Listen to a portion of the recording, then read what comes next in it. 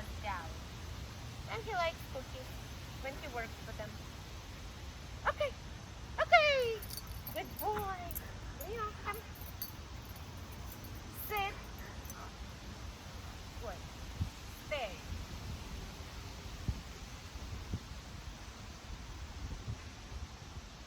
Good.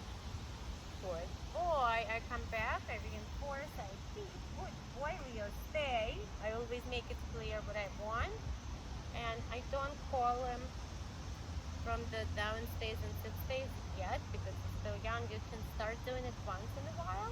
Hey! Sit.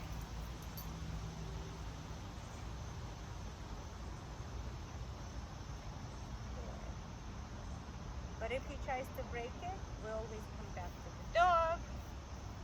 Good. We wait. Good. Sit.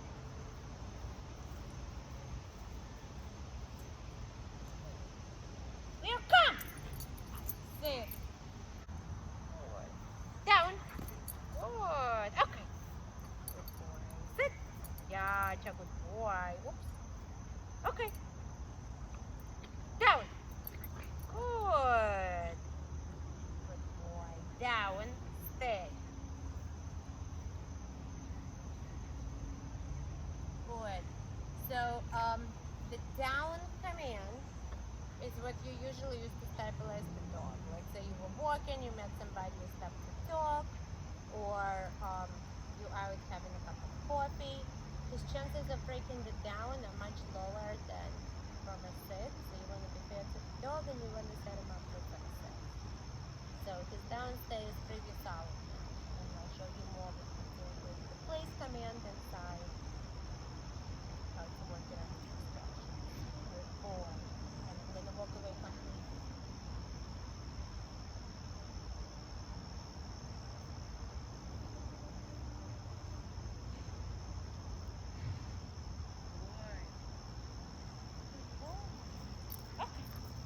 Good boy. Leo, place.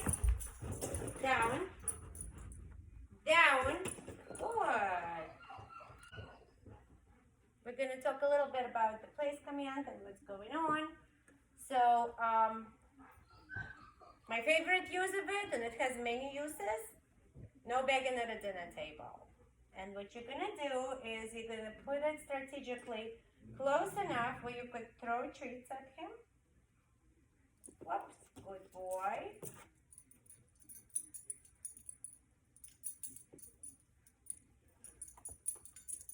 Good. Good. Leo, down. Good. So, close enough where you could throw the treats, but far enough from the dinner table.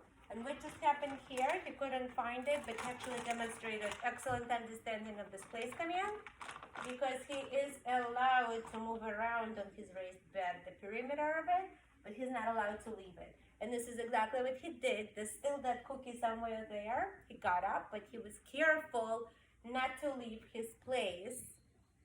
So this is really, really nice. Good boy. There it is. I see it. Now back to the begging at a dinner table. We're going to put it far enough where you could, hopefully you aim better than me and he's going to catch. But somewhere where he could catch the food. Right? Just like that. Good boy, Max. Good boy. Just a good boy, Leo. Good. It's under you, Doodle. What? Good boy. Down. But you're going to also at the same time have it far enough from the table. And the idea is, in his mind eventually, he will be begging during dinner by laying down far away from the dinner table, watching you intensely, instead of harassing you and the kids. So this is, if you consistently do this, it's funny, but the brain gets reprogrammed. And eventually, you don't even have to use the place. Like most dogs will just go into it. As far as the place itself, you can also, like, he knows it. You could start using the flat bed soon. And then it could become like a portable half a yoga mat, which you just roll down. And he doesn't even have to be completely on it. He's going to Go turn around and just lay down. And this way you could always have it with you if you travel, no matter what you do. So it's one use of the place. The other use is when things get a little bit too out of control, too much fun, there's too much excitement. Down, instead of a crate, you could always send him to his place, make a game out of it, make him stay. It's just like a kid, it's a timeout where he just has to calm down and it's not intense. And it's different from just the down stay or a sit stay, because in those, sometimes the dogs relax and sometimes they actually load more. Versus here, he'll be just, he knows it's his place, he could turn around and he'll be calmer. Third use, which for him may be good, if you could continue and make a habit out of it every time, let's say the doorbell rings and it's a delivery guy, if you could get him to go to the place which will be set up completely away in the opposite direction from the front door, right? So eventually you're gonna build a habit of the doorbell rings, he's gonna run to his place, get a cookie from you, right? And someone else is gonna open the door, and then this is what we built in here, so he doesn't charge to the door. Don't do it when you have company coming over, because obviously you'll be busy talking to your guests and they're not going away. This works if somebody's at the door for, a minute. But that's another really, really good use for this one single command. And dogs love it. Like, we make a game of it. Good boy. And I'll show you what we do also for his impulse control. So the rules of the game are, if I throw it and he can grab it without leaving place, my loss, his gain, but he is not allowed to leave it. No! Place. Down. So, good.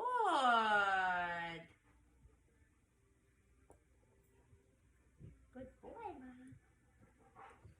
Good boy, Leo.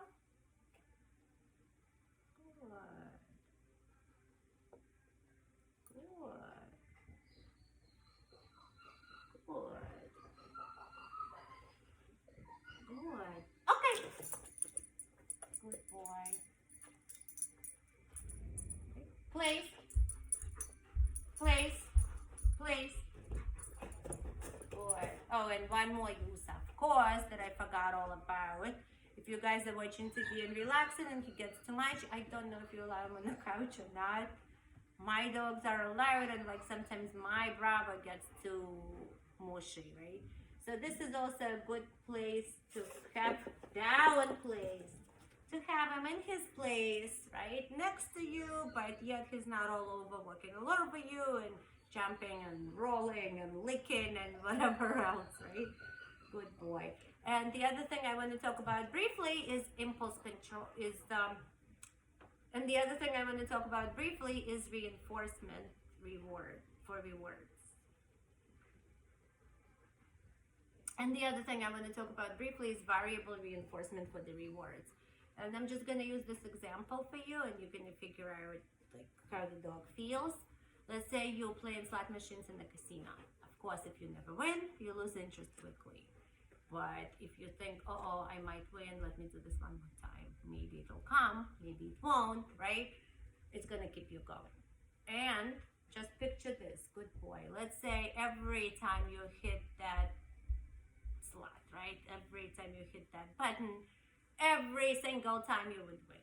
What happens after a while is you lose interest. Even if you stay in the game because you want to get the money, which means like he's hungry, he wants his cookies. You're in it, but you're really not paying attention anymore because there's no more thrill, and you know like, oh, you're gonna hit that button, it's gonna come. Versus if you don't know when to anticipate it and you're all excited and you're waiting and it's thrilling. So same exact thing applies to the rewards in dog training. So use it randomly. Of course, if you see that he starts to fail more, or if you need to use corrections, you're gonna use rewards to if you're using a lot of corrections, you're going to use more rewards. But if he's doing well, start like being adventurous, have fun with it. And it should come randomly. And sometimes it shouldn't even come up to the marker. Like once in a while, I'll just surprise the dog and be like, boom! And he'll be like, oh, she didn't even say good or okay, but it may come. So I better pay attention. So that's just something what we do when we progress to the next level. As far as this, I recommend using it every time if he doesn't listen. Good boy. Good boy, Max.